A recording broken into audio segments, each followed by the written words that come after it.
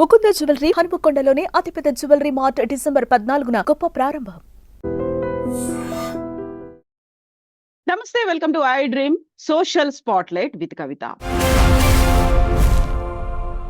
Pushpa 2 release సమయంలో సంధ్యా theatre వద్ద జరిగినటువంటి తొక్కిసలాటలో బాధ్యుల్ని చేస్తూ హీరో అల్లు అర్జున్ ని కొద్దిసేపటి క్రితం పోలీసులు అరెస్ట్ చేశారు. యాక్చువల్ గా ఏ గ్రౌండ్స్ లో అరెస్ట్ చేశారు, ఎవరు బాధ్యులు, ఎవరు నిర్లక్ష్యం వహించారు, మనతో పాటుగా ఉన్నారు హైకోర్టు అడ్వకేట్ సాయి కృష్ణ ఆజాద్ గారు. ఆజాద్ గారు నమస్కారం. నమస్తే అండి. సో ఇప్పుడు అల్లు అర్జున్ అరెస్ట్ నేపథ్యం అనేది ఏ సెక్షన్ల కింద ఆయన అరెస్ట్ చేశారు, అసలు యాక్చువల్ గా ఏం జరిగింది, హీరోని ఎందుకు బాధ్యుల్ని చేశారు? ఇక్కడ ఒకటండి, అందరూ అభిమానులందరూ గమనించాల్సింది ఏంటంటే ఉమ్, హీరో అనేది ఒక పక్కన పెడితే ఆయన ప్రొఫెషన్ హీరో. ఉమ్, కాకపోతే ఒక నేరం జరిగినప్పుడు అతను ఒక నిందితుడిగానే మనం భావించాలి. ఉమ్, ఎందుకంటే all are equal before the law. చట్టం ముందు అందరూ సమానులే. గొప్ప లేడు, అవును. పేద లేడు, హీరో లేడు, ఇంకెవరు లేరు. కాబట్టి ఏంటంటే ఆయన అరెస్ట్ అనేది ఒక అభిమానిగా నేను ఒప్పుకోను. కానీ ఒక ఉమ్, న్యాయవాదిగా ఏంటంటే ఏం జరిగింది అనేది మనం అందరికి తెలియాలి. ఫస్ట్ ఆఫ్ ఆల్ ఒకటి ఏంటంటే అది ఆ జరిగిన సందర్భంలో ఆ బిఎన్ఎస్ సెక్షన్ 118 సబ్ సెక్షన్ 1 అండి. ఉమ్, సో దాని ప్రకారం ఏంటంటే అది 7 years నుంచి 10 years వరకు జైలు శిక్ష పడే అవకాశం ఉంది. అంటే ఒక వ్యక్తి మృతికి కారణము ప్రత్యక్షంగా గానీ పరోక్షంగానే ఒక వ్యక్తికి మృతికి కారణం అవటం ఉమ్, ఒకటి. తర్వాత 105 అది కూడా అంతే అండి. అంటే ఎలాంటి ఒక వ్యక్తి చనిపోవడానికి కారణం ఎలాంటి ఉద్దేశం లేనప్పటికీ కూడా ఏంటి కొన్ని అనివార్య కారణాలు కొన్ని అంటే ప్రత్యక్షంగానే పరోక్షంగానే ఆ వ్యక్తి చనిపోయినప్పుడు మనమే బాధ్యులు అవుతాం. ఉమ్, ఇప్పుడు ఉదాహరణకి మీకు పల్లవి ప్రశాంత్ ఉందండి, ఒక సంఘటన జరిగింది. ఆ రోజు అవును. అతను ఏమీ నేరం చేయలేదు, ఏదో మామూలుగా వెళ్ళాడు. తర్వాత కానీ కొంత ఆ యొక్క క్రౌడ్ వల్ల నష్టం జరిగింది. సో సేమ్ ఇదే దీంట్లో కూడా అల్లు అర్జున్ ఎంటర్ అయ్యి అంటే పోలీసు వారి యొక్క ఆర్గ్యుమెంట్ నేను చెప్తాను. వాళ్ళు ఏం ఉమ్, చెప్తున్నారంటే అల్లు అర్జున్ గారు అక్కడికి వచ్చే సమయంలో మాకు ఎలాంటి ఇన్ఫర్మేషన్ ఇయ్యలేదు, ఉమ్, ముందస్తుగా మాకు చెప్పలేదు. ఒకటి అది బాధ్యతారహితం అవుతుంది. ఉమ్, రెండోది ఏంటంటే మాకు ఇన్ఫర్మేషన్ ఇచ్చి ఇలా ఉంటే బాగుండేది అనేది వాళ్ళు చెప్తా ఉన్నారు. ఇక్కడ చూస్తే అలా అంటే వాళ్ళు చెప్పిన కోణంలో చూస్తే బాధ్యతారాహిత్యం కింద ఒక వ్యక్తికి చనిపోవడం ఏదైనా కారణం అయ్యాడని చెప్పేసి ఏటూగా అతన్ని పెట్టడం జరిగింది. తర్వాత పోలీసు వారు లీగల్ ఒపీనియన్ తీసుకున్నారు. తర్వాత ఈయన హైకోర్టుకి వెళ్ళడం జరిగింది. అక్కడ హైకోర్టులో కూడా తిరస్కరించబడింది. సో ఈ సందర్భంలో ఏంటంటే ఆయన్ని అంటే ఇది అబోవ్ 7 years నేరాలు కాబట్టి అరెస్ట్ చేసే అవకాశం ఉంది. అరెస్ట్ చేశారు ఈ రోజు. ఉమ్. అదే సో ప్రొసీజర్. అక్కడ ఇంటెన్షన్ అనేది లేదు, యాక్సిడెంటల్ గానే జరిగింది అనుకున్నప్పటికి కూడా ఒక క్రౌడ్ మేనేజ్మెంట్ అనేది ఉండాలి. ఆ క్రౌడ్ మేనేజ్మెంట్ చేసే బాధ్యత ఎవరిదని అనుకుంటున్నారు? హీరోని చూడడానికి అయితే ఖచ్చితంగా అక్కడికి వస్తారు.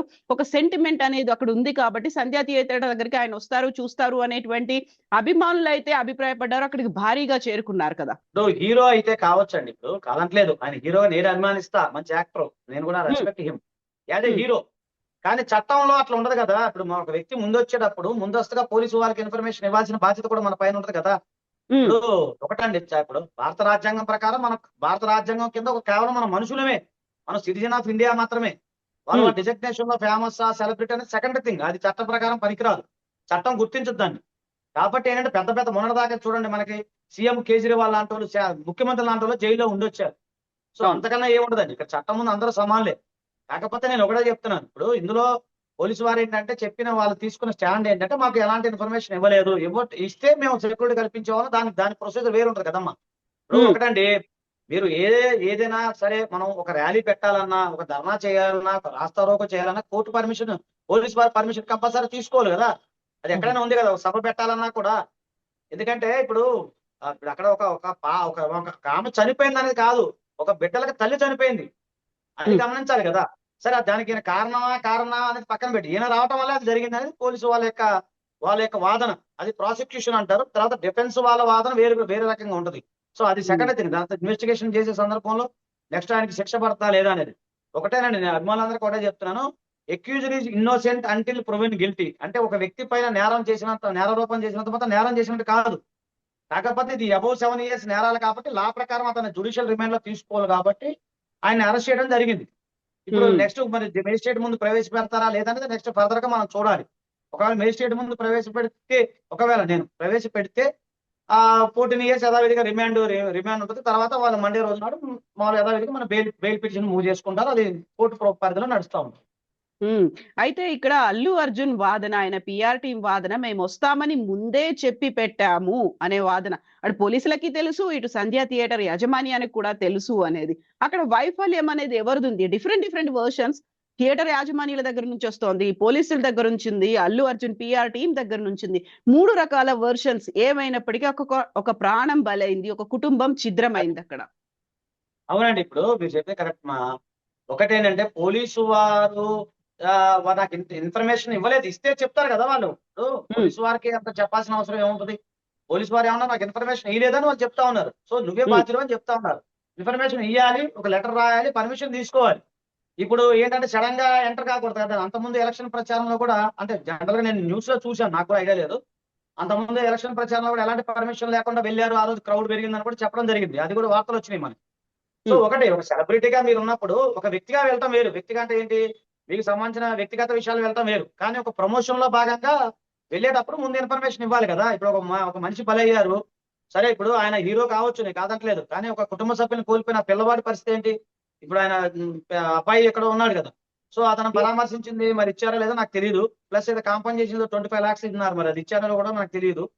సో ఈ మానవతా దృక్పథం సంబంధించి మరి ఇవి ఎంతవరకు వాళ్ళు ఎలాంటి నిర్ణయం తీసుకోలేదు నాకైతే నాలెడ్జ్ లేదు. కానీ చట్టపరంగా నేను ఒకటే చెప్తున్నానంటే, అంటే నేను ఇప్పుడు చట్టం ముందు అందరూ సమానలే కాబట్టి పోలీసు వారు ఆ విధంగా తీసుకెళ్లారనేది నేను భావిస్తా ఉన్నాను.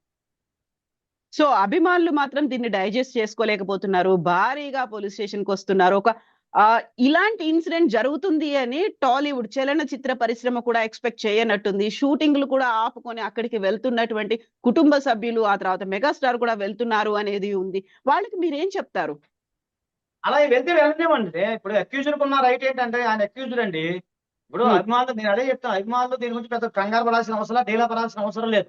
ఎందుకంటే accused innocent until proven guilty. ఒకటి, అక్యూజ్డ్ గా ఉన్న ఆయన రైట్ ఏంటి? నెక్స్ట్ ఎంత మెగాస్టార్ చిరంజీవి గారు వెళ్ళినా, లేకపోతే ఇంకొకళ్ళు వెళ్ళినా, ఎవరు వెళ్ళినా కూడా లా ప్రకారం అయితే ఎవరైనా చేయలేరు కదా. అది చేయాల్సిన అడ్వకేట్స్ అంతే కదండి. లా ప్రకారం అయితే ఆయన వెళ్తారు, పరామర్శిస్తారు. ఒకటే వెళ్ళాలి. కుటుంబ సభ్యులు అరెస్ట్ అయినప్పుడు ఎవరైనా వెళ్తారు, అది కామన్. అది కుటుంబ సభ్యులుగా అనుకున్న రైట్, అది వాళ్ళు వెళ్ళొచ్చు. ఇప్పుడు ఆయనకున్న అక్యూజ్డ్ గా ఆయనకున్న రైట్ ఏంటి? బెయిల్ పొందడం. బెయిల్ పొందిన తర్వాతే కదా ఆయన బయటకు వచ్చేది. కాబట్టి ఎవరు వెళ్ళినా కూడా వెళ్ళి పరామర్శించడం తప్పేం కాదు.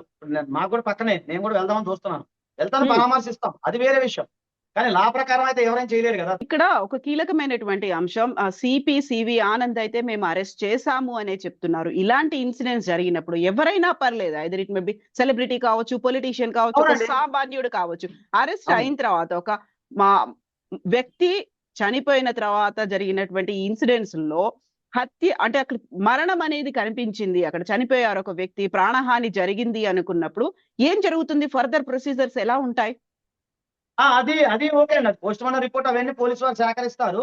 నెక్స్ట్ ఇప్పుడు రిమాండ్ రిపోర్ట్ 14 days తర్వాత రిమాండ్ రిపోర్ట్ మామూలుగా రిమాండ్ ఇస్తారు, అది కామన్. అది తర్వాత ఆయన మండే రోజు ఎప్పుడో బెయిల్ పిటిషన్ ఫైల్ చేస్తారు. కుదిరితే రేపేసుకుంటారు, ఇప్పుడు టైం ఉందో లేదో తెలియదు. మరి కుదిరితే ఇవాళ వేస్తారు, రేపేస్తారు. బెయిల్ పిటిషన్ వాళ్ళ అడ్వకేట్ బట్టి ఉంటుంది. వాళ్ళు ఫైల్ చేస్తారు. ఫైల్ చేసిన తర్వాత మన అవతల సైడ్ పీపీకి నోటీస్ వెళ్తుంది, ఆర్గ్యుమెంట్స్ జరుగుతాయి. ఆర్గ్యుమెంట్ జరిగిన తర్వాత బెయిల్ ఇవ్వాలా లేదా అనేది కోర్టు వారు నిర్ణయం తీసుకుంటారు. అది ప్రొసీజర్. అయితే ఇక్కడ స్టేషన్ బెయిల్ అలాంటివి ఏమైనా ఉంటాయా ఈ ఇన్సిడెంట్స్ లలో? లేదండి, అబౌవ్ 7 years నేరాలు కాబట్టి స్టేషన్ బెయిల్ ఉండవు. ఎందుకంటే అబౌవ్ 7 years, బిలో 7 years నేరం అయితే ఆయనకు ఎప్పుడో ఇచ్చేవాళ్ళు, నోటీస్ ఇచ్చేవాళ్ళు, 41 నోటీస్ ఇచ్చేవాళ్ళు, ఇచ్చి ఆయన వచ్చి చేసేవాళ్ళు. ఇప్పుడు అది కాదు, 10 years నేరాలు కాబట్టి పోలీసు వారికి ఉన్న ప్రకారం, రూల్ ప్రకారం ఏంటంటే అరెస్ట్ చేసే అవకాశాలు కనపడతా ఉంది, రిమాండ్ విధించే అవకాశాలు కనపడతాం. సో ఇప్పుడు అక్కడి నుంచి పోలీసులు అదుపులోకి తీసుకునే టైంలో మీరు డైరెక్ట్ గా మా ఇంట్లోకి పర్మిషన్ లేకుండా మా బెడ్రూమ్ లో కూడా జ్వరబడ్డారు, మేము డ్రెస్ మార్చుకునేటువంటి అవకాశం కూడా మాకు ఇవ్వలేదు అని అల్లు అర్జున్ ఆర్గ్యుమెంట్ అనేది చేస్తున్నారు. యాక్చువల్ గా పోలీసులు అదుపులోకి తీసుకునేటప్పుడు నోటీసులు ఇస్తారా? ఎలా ఉంటుంది అక్కడ ప్రొసీజర్? అంటే ఇది అబౌవ్ 7 years నేరాలు కదండి. Discretion power of the police officer, administration officer. So అందులో చెప్పా కదా, అది ఎక్కడున్నా అది వేరే విషయం. క్రిమినల్ ట్రెస్పాస్ ఏం జరగదు, ఎందుకంటే వాళ్ళ డ్యూటీ వాళ్ళు చేస్తారు కదండి. వాళ్ళ డ్యూటీ ప్రకారం వచ్చారు, అక్యూజ్డ్ అక్కడ ఉన్నాడు, అరెస్ట్ చేశారు అంతే. ఆయన నువ్వు హీరోనా కాదా అనేది కాదు, చట్టం ముందు అలా ఉండదు కదమ్మా. ఎవరైనా వాళ్ళ పవర్స్, పోలీసు వాళ్ళ పవర్స్, అది వాళ్ళకి ఇచ్చిన అధికారం అది. సో సేమ్ ఇంత ముందు వివరించినటువంటి ఏమంటారు ఎక్స్ప్లెనేషన్స్ అనేవి, వాళ్ళ వాదనలు అనేవి అవే కొనసాగించే అవకాశం ఉంటుంది. తెలుసుకోవాలండి, కోర్టులో తెలుసుకోమంటారు పోలీసు వారు, కానీ ఇక్కడ సంబంధాలు ఏమి ఉండవు. అవన్నీ ఆర్గ్యుమెంట్స్ అని కోర్టులో చూసుకోవాలి అవన్నీ. ఓకే, ఇప్పటికైతే నేరం ఆయన నిందితుడిగా ఉన్నాడు కాబట్టి, అక్యూజ్డ్ గా ఉన్నాడు కాబట్టి, ఇది కనుక నేరం రుజువు అయితే 7 సంవత్సరాల పాటు శిక్ష విధించే అవకాశం 7 సంవత్సరాల నుంచి 10 సంవత్సరాల వరకు. అంటే చట్టంలో ఉన్నది నేను చెప్తున్నా, వ్యక్తిగత అభిప్రాయం కాదు. చట్టంలో బిఎన్ఎస్ సెక్షన్ ఏం చెప్తున్నా మీకు చెప్తున్నాను. ఎస్ ఆజాద్ గారు, థ్యాంక్ యూ సో మచ్ అండి. మళ్ళీ మనం మాట్లాడుకుందాం ఫర్దర్ డెవలప్మెంట్స్ గురించి. ఓకే అండి, thank you so much Azad గారు, థ్యాంక్ యూ అండి.